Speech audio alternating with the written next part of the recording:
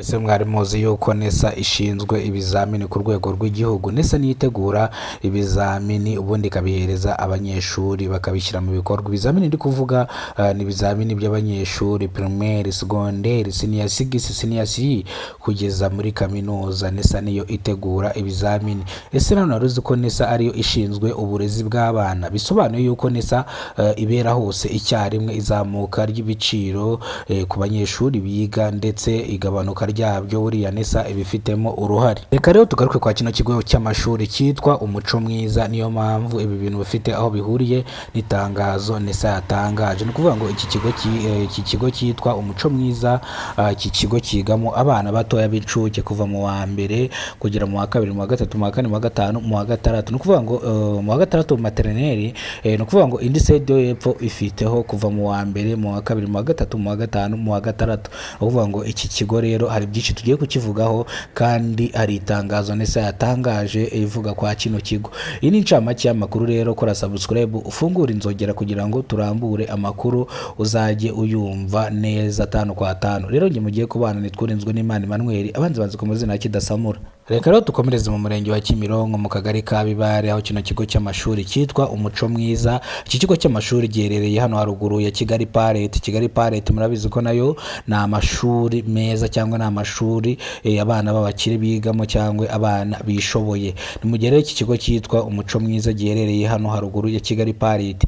Iki kigo rero kikaba cyaravuzwe yuko kitujujwe ibisabwa bitewe n'uko namwe muri kukibona uburyo cyubatse n'ahantu kiri n'uburyo ibyatsi bigikikije. Bavuga yuko iki kigo kitujuje ibisabwa, ariko impamvu ngiye kwa kino kigo cy'amashuri NESA ifite itangazo yatangaje neza bijyanye ivuga kwa kino kigo cy'amashuri, ariko ndaza kubibasobanurira. Iryo tangazo naryo ndaza kurisoma ndibabwire. Ni mu gihe rero iki kigo cy'amashuri gifite amashuri abanza, kuva mu wa mbere kugera mu wa gatandatu materineri, no kuva mu wa mbere kugera mu wa gatandatu segonderi, ndetse isigonderi ntago iri mwa kino kigo rwose. Segonderi iri hepfo ya Kigali Parete, harandi hantu bubatse amashuri, ariko hano hari kuva mu wa mbere kugera mu wa gatandatu primaire. Ni ukuvuga ngo bafite n'andi masegonderi hanze, ariko iki kigo cy'amashuri kikaba cyaravuguruwe mu mwaka w'ibihumbi 2024 ku itariki 15 z'ukwezi kwa kane umwaka w'ibihumbi 2024 nibwo iki kigo cyatangiye kuvugururwa, aho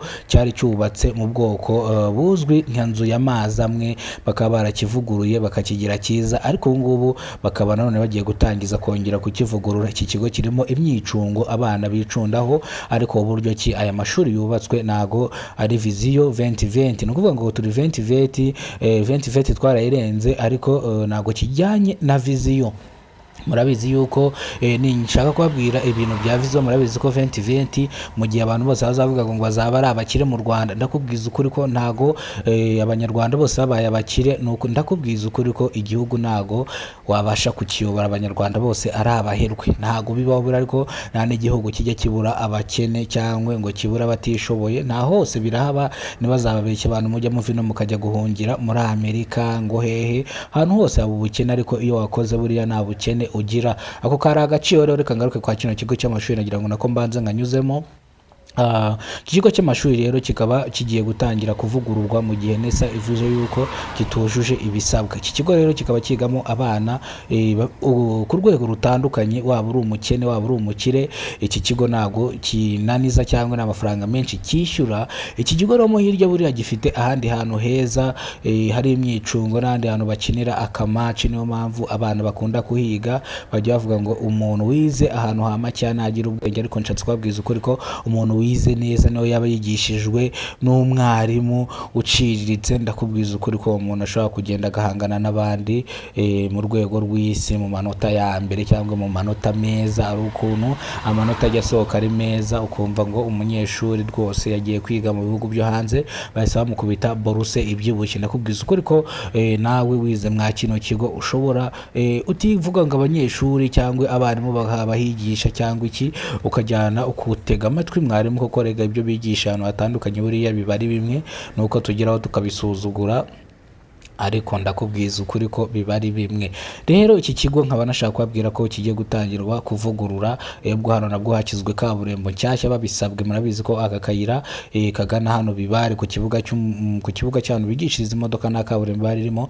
Kaburimbo bakaba barafatanyije na kino kigo cy'amashuri kiragize uruhare gushyiramo amafaranga kugira ngo uno muhanda wubakwe. Rero mu mwaka w'ibihumbi 2026 no kuvuga ngo iki kigo kizaba cyararangiye, bivuze ngo ubwo mu kwa munani mu kwa cyenda abanyeshuri bazaba batangiye gusubira ku mashuri. Murabizi ko abana bafite ikiruhuko cy'amezi 2 bazasanga iki kigo cyaruzuye ndetse abana bazaza kwiga ahantu hasa neza. Murakoze cyane, Imana ibarinde ubuzima buzira umuze. Nitwa Gurinzwe n'Imana Emmanuel, abanza ku muzina kidasamura. Kora subscribe, ufungura inzogera ujye ubona amakuru mu gihugu cy'u Rwanda ndetse no mu bihugu bigiye